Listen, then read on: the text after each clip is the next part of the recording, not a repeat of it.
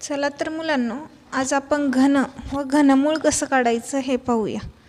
तर एखाद्या संख्येचा घन करायचा म्हणजे काय? आता तुम्ही घातांक किंवा घातांकाचा नियम तुम्हाला माहिती असेल किंवा नसेल तरीही मी पुढच्या टॉपिकमध्ये तुम्हाला ते शिकवेल. पण घन काढायचा म्हणजे काय? एखाद्या संख्येच्या डोक्यावर 3 लिहायचा. म्हणजे वर्ग करत असताना आपण त्या संख्येच्या डोक्यावर 2 लिहितो. म्हणजे ज्या संख्येचे ते जितवे मूळ असते तेवढी संख्या त्या संख्येच्या डोक्यावर लिहायची. आणि घनमूळ काढताना त्याला चिन्ह घनमुळाचं देऊन त्यात 3 लिहायचा, तेव्हा ते घनमूळ म्हणून ओळखले जातं. आता 20चा घन काढणं तसं पाहिलं तर सोपं जातं, पण घनमूळ काढायचं हे जरा मुलांना अवघड जातं. आता 20चा घन काढायचा म्हणजेच काय? 20ला 3 वेळा गुणायचे, म्हणजे एकदा, दोनदा, तीनदा. आता 20 आणि 20 ह्यांचा गुणाकार किती आला? तर 400.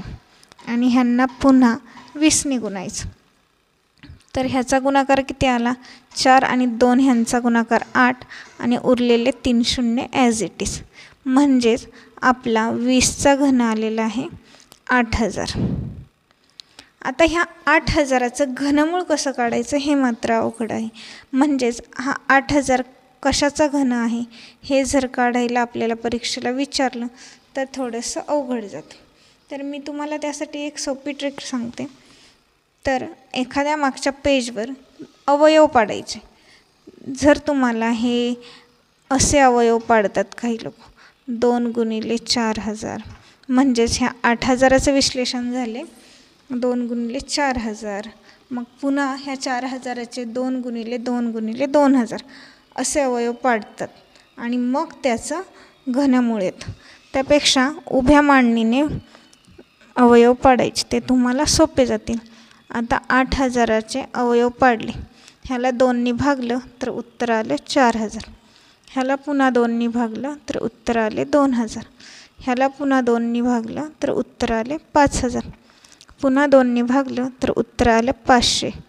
पुन्हा 2ने भागलं तर उत्तर आलं 250. पुन्हा 2ने भागलं तर उत्तर आले 125. आता ह्याला 2ने भाग जाणार नाही का? तर 2ने भाग जाण्याची कसोटी काय आहे की 2ने भाग संख्येच्या शेवटी 0, 2, 4, 6, 8 असेल तरच त्याला 2ने निश्चित भाग जातो.